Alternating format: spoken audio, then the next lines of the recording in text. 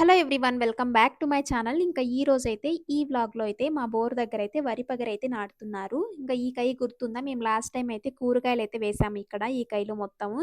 ఇప్పుడు కూరగాయల చెట్లంతా కూడా కాయలంతా కూడా అయిపోయినాయి కాబట్టి ఇంకా వాటినంతా కూడా తీసేసి ఇంకా ఇప్పుడైతే ఇదే కైలో వరి పగరైతే నాటుతున్నాము.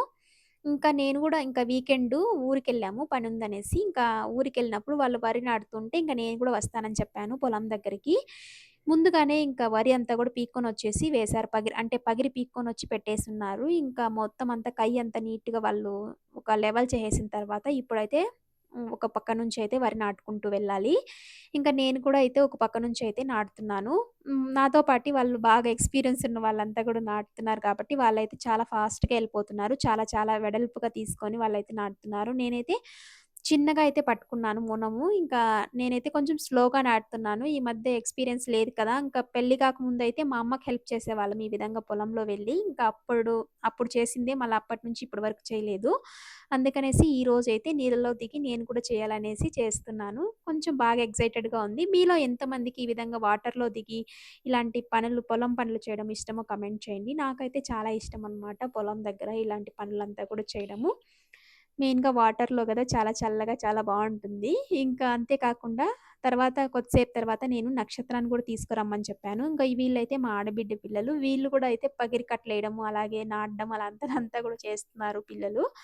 ఇంగ వాళ్ళకి చెప్పి నక్షత్రాన్ని కూడా తీసుకొనొస్తే తను గూడా వాటర్‌లో కొంతసేపు ఆడుకుంటున్నట్టు ఉంటుందనేసి ఇంకా తీసుకురమ్మని చెప్పాను.